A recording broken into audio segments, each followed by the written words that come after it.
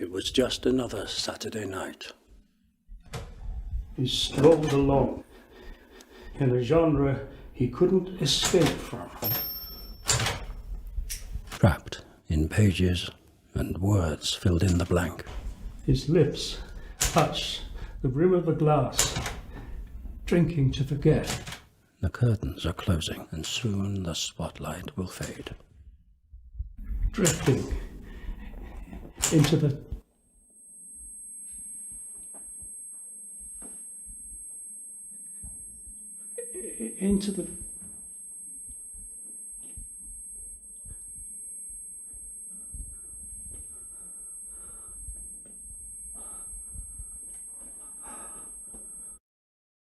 Have you suffered from headaches recently?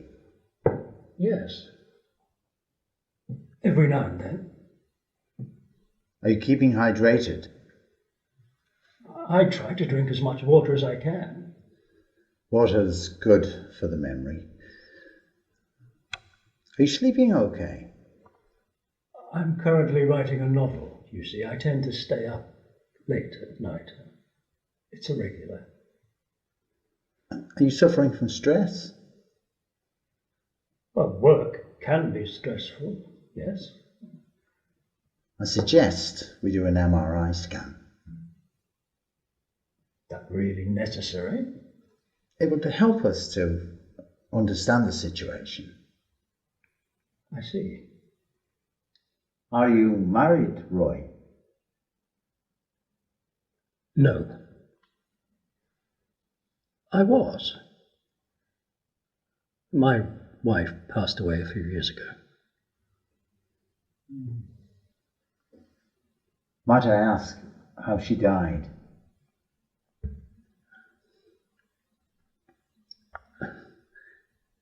It's an uncomfortable subject. It's perfectly understandable.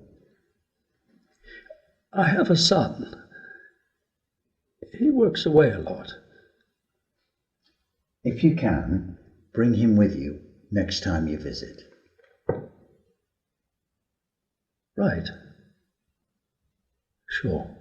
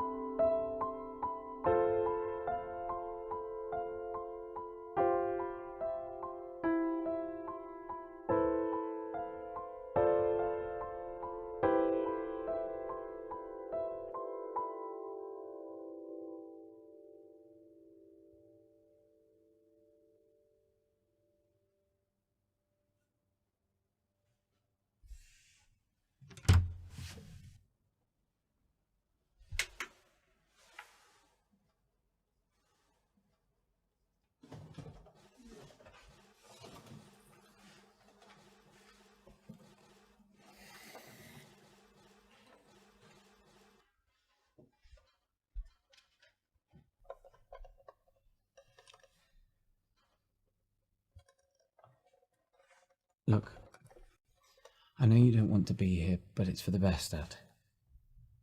I'm going to take really good care of you.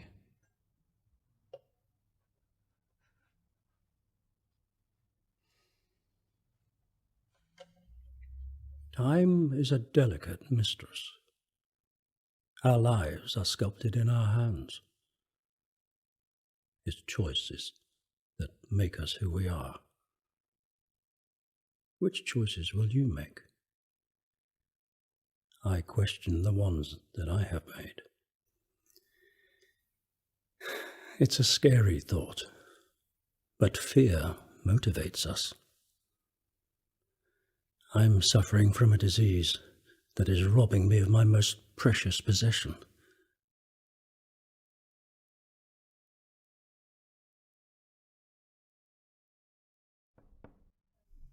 Mr. Bennett, your son's here to see you.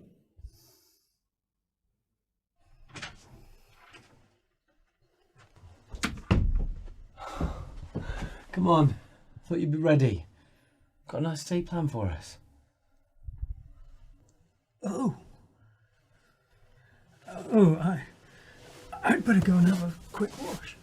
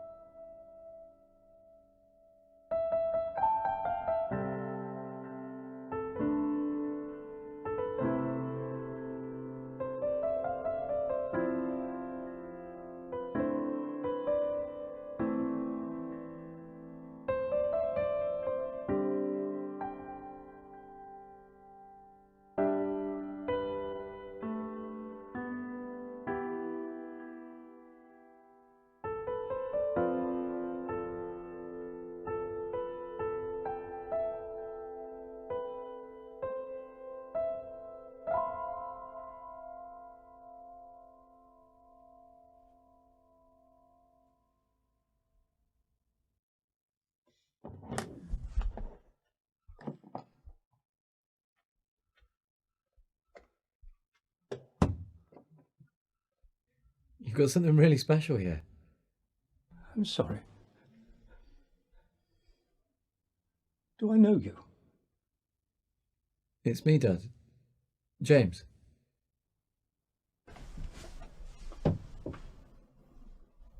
Who are you?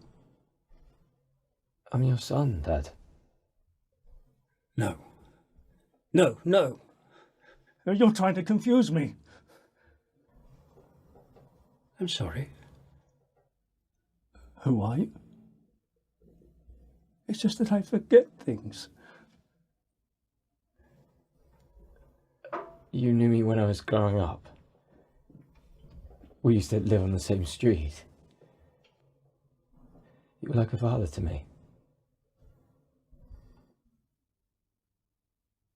Was I?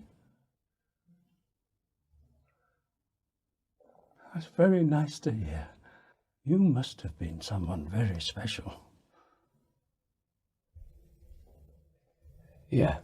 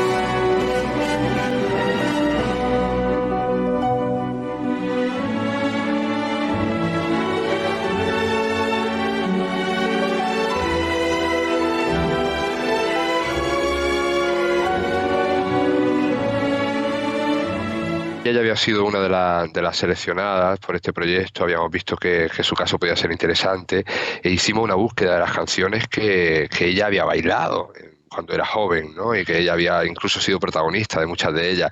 Por suerte teníamos escritos suyos antiguos donde ella relataba muchas de estas canciones. Al fin y al cabo, cuando el día que nosotros la pudimos conocer, pues la podíamos ver un poco triste, la podíamos ver un poco nerviosa en algunos momentos y la verdad que no sabíamos con qué eficacia iba a tener todo esto, ¿no? Pero al escuchar la canción del Lago de los Cisnes, que fue la primera que ella escuchó, la verdad que se transformó completamente y parece que parte de su mente y viajó a otro momento de su vida.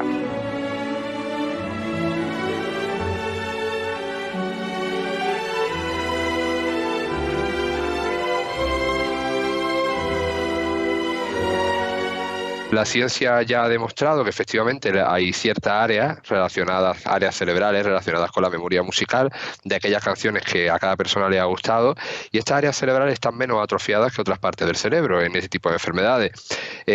Probablemente porque la música tiene un poder inmenso desde el principio de los tiempos, ¿no? Ya en la prehistoria se encontraban instrumentos musicales, con lo cual parece que nuestro cerebro está preparado para ser un cerebro musical. Por supuesto, la música está absolutamente unida a las emociones.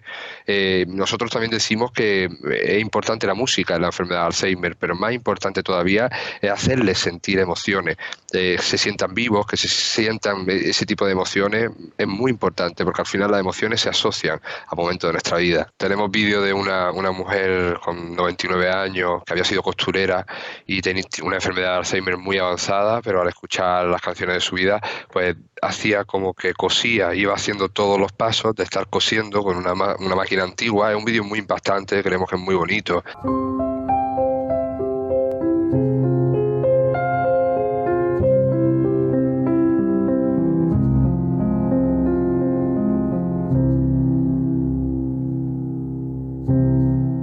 Yo quiero que la gente recuerde que las personas con Alzheimer y con otras demencias están muy vivas hasta el final de sus días. Y ya no solo las personas con Alzheimer, las personas mayores están vivas, están llenas de recuerdos, llenas de emociones y todavía pueden emocionar a todo el mundo y pueden hacernos vibrar.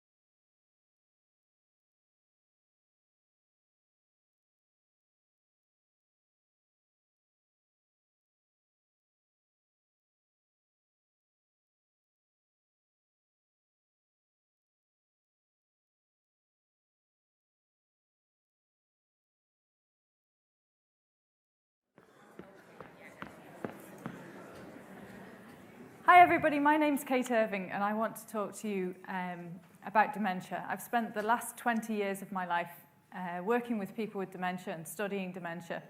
And dementia is an umbrella term for about 200 different diseases, all of which cause a similar-ish sort of a pattern. But I want to spend the next 10 minutes telling you about what dementia is not And I've based this talk around 4 myths that when I talk to people about dementia seem to believe are true.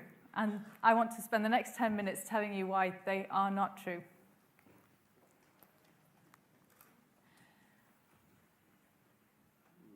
Oh, that's not right. Sorry. The first myth is that dementia cannot be prevented. Well, this might be arguably true, so that's not a good start, is it? But it's a point of semantics, because dementia is a disease of aging predominantly. And if we delay dementia by as little as 5 years, we practically wipe it out in the population. We certainly reduce it by at least 50%. When you think about an individual with dementia, and by rights there must be people in this room who know somebody very close to them who has dementia, every single one of those, 50% less, would make a huge difference if it was your relative with dementia. So there is a pendulum swinging. The older you get, the more likely you are to have dementia. But there are hundreds of things we can do to slow down that pendulum swing, to slow the momentum, and to give ourselves more healthy years. There are 9 modifiable risk factors that have been heavily researched, and now we have very good evidence to show that these things make a real difference. They are attributable to about 50% of your risk of getting dementia. And okay, it may be boring advice, and Noel's kind of done the job. Niall's done the job already for me, telling you about physical activity, cognitive activity, midlife obesity, addressing low mood, eating a Mediterranean diet, having healthy cholesterol levels, healthy blood pressure levels, drinking in moderation, not smoking. Okay, so you've heard it all before. You've heard it for heart disease, you've heard it for stroke, and you've heard it for cancer, but it's also the case for dementia. And this might make you change your behaviour, but it might, and I think it's not worth making a secret of it, that these are 50% of your attributable risk for whether you will get late life dementia. And I think that's really important. So this is a call for hyperactivism on our parts.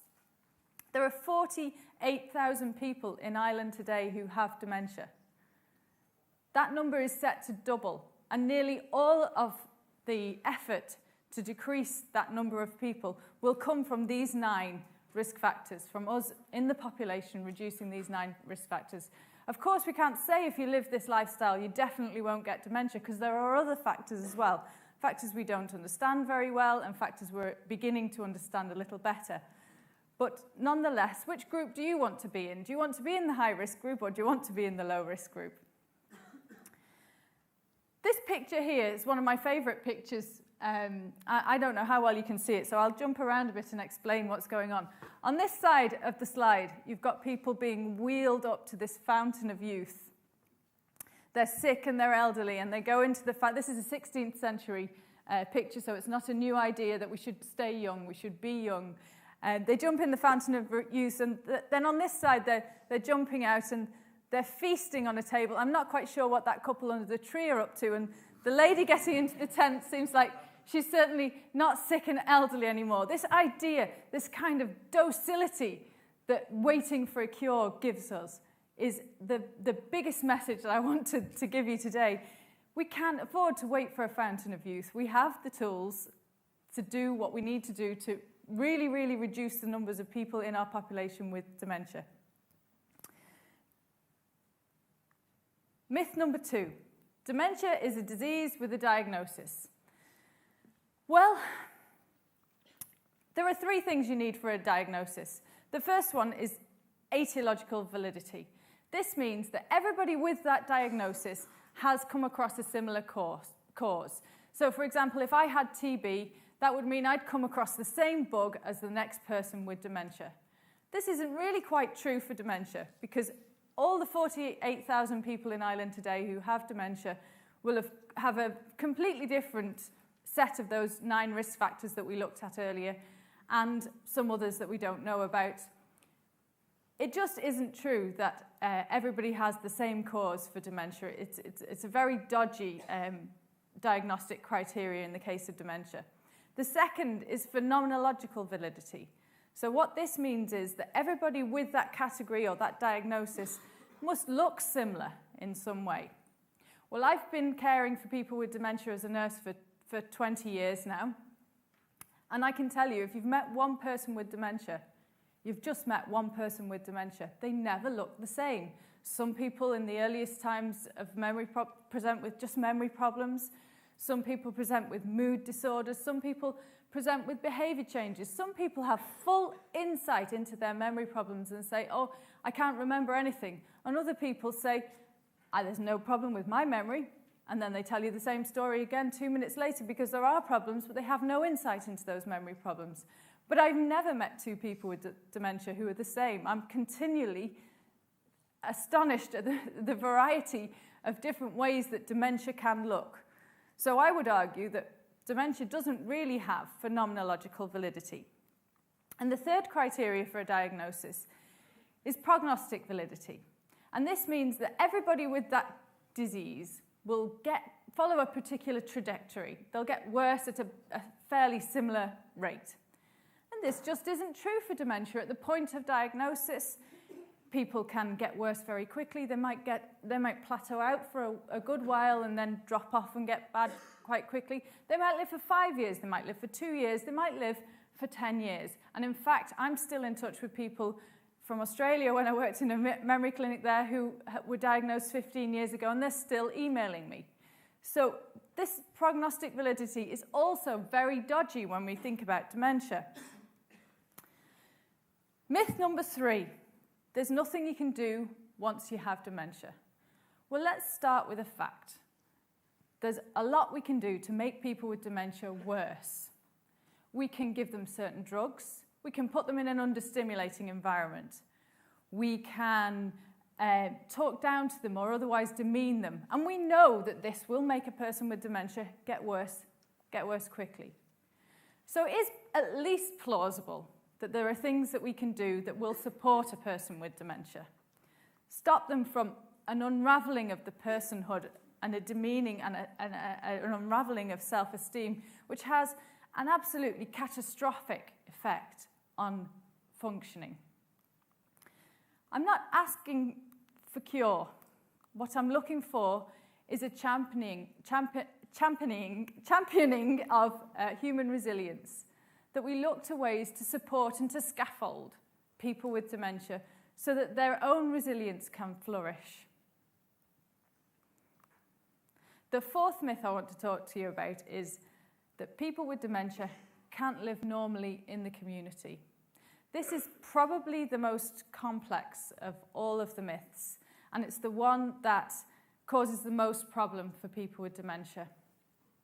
It causes a thing I usually call over-caring, and it is born of wanting to keep people with dementia safe. So very often I work with community groups and they say, oh, well, we used to take so-and-so to the match, but we were a bit frightened he might run off. Well, it's not my experience that people with dementia run off. And if you do, then one has to ask, well, was the company not so good? But the serious point here is that with very, very little support, people with dementia can live normally and be valued members of our communities for a long time into the disease. We've underexplored how we can support and how we can scaffold people, but nonetheless, we can. So, in summary, one very seminal writer in the field of dementia, a guy called Tom Kitwood, who's from the north of England in Bradford, not far from where I'm from, said that dementia equals P plus B. I like sums because it makes me sound vaguely scientific, but anyway. What that means is that dementia doesn't happen to a brain. It happens to a person. It happens to a person who has a personality, who has a biography, a whole life they've lived, who has, yes, some neurological impairment. Of course, we're not denying there's something physiological going on with dementia. And they also have their own psychology, and they have their own resources in their physical health. And it is in responding to people with dementia individually, because there's a different permutation of all of this addition in every individual who gets dementia. And therefore, our response to that person needs to be individualized and tailored. And the more we can understand this sum and how in any one individual it's adding together to form dementia, the better we will become at responding to people with dementia, holding them so that they can age in place in our communities and not be warehoused in large nursing homes where, let's face it, none of us want to end up. Thank you very much for listening.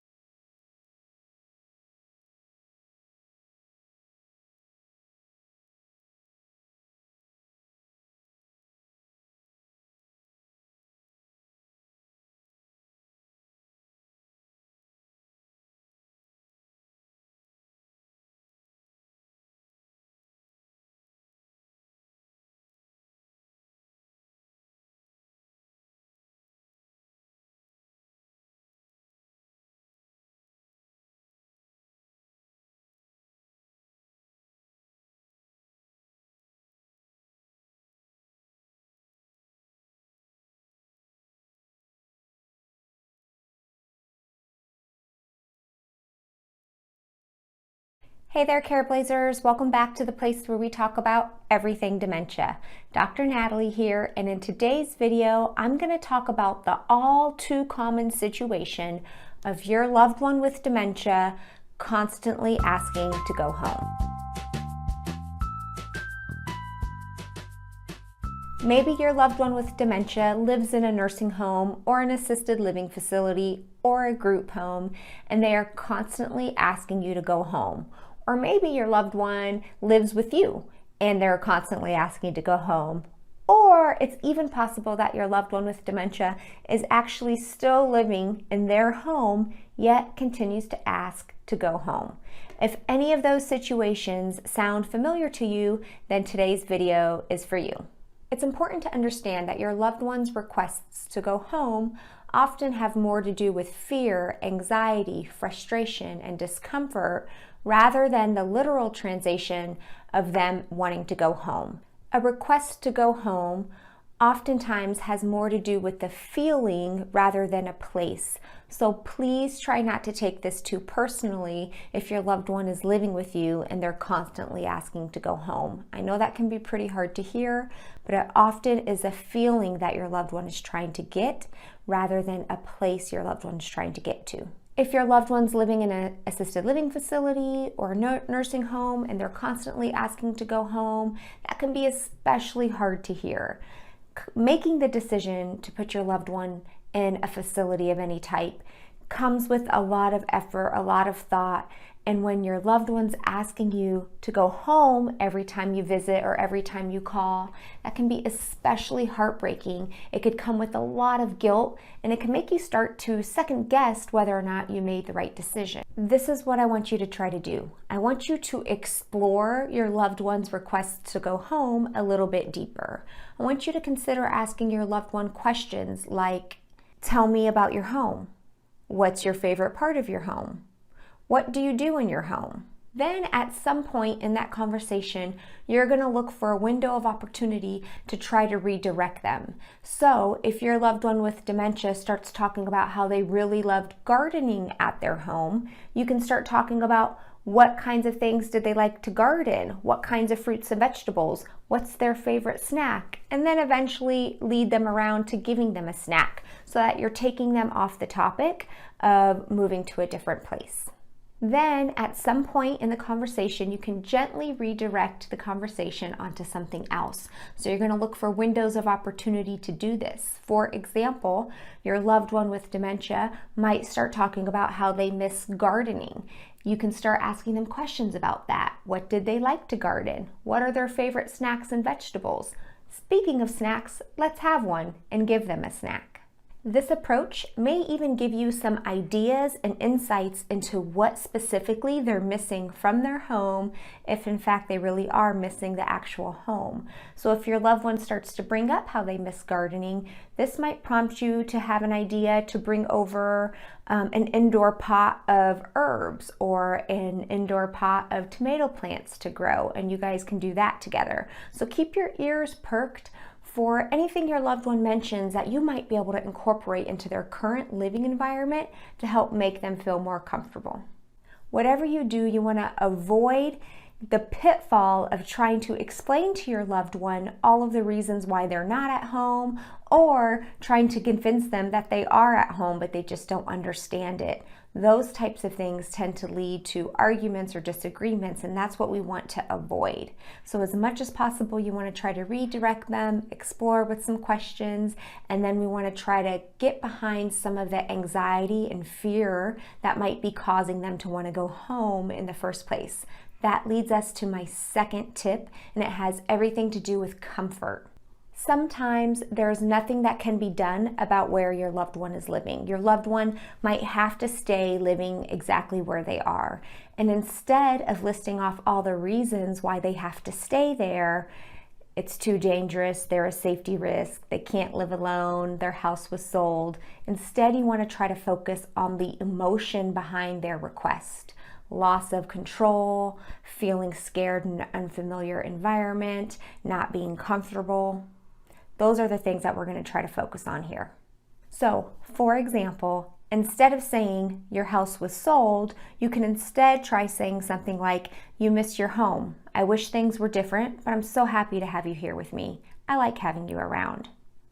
Or if you know or you think that they're asking to go home because they're scared, you can say something like, I know it's scary, but I'm going to be right here with you. Then, knowing what you know about what soothes your loved one, try giving them just that. Give them a snack, a stuffed animal, a giraffe, or a back rub. So in this video, we're really focusing on how the request to go home has a lot more to do with feelings of anxiety and fear and confusion and lack of control rather than the true literal message of wanting to go home. So in this video, we talked about how understanding your loved one's requests to go home often have a lot more to do with anxiety, fear, and discomfort rather than a literal request to go home. We also talked about how exploring with your loved one what going home means to them and not being afraid to get into that discussion about their memories of home can eventually give you a goal to redirect the conversation and may even give you some ideas of how to make their current living environment a little more reflective of what that home would be like. And then finally, we talked about how comforting your loved one by responding to their emotions rather than their requests and offering them something to soothe them can be a nice approach to this request.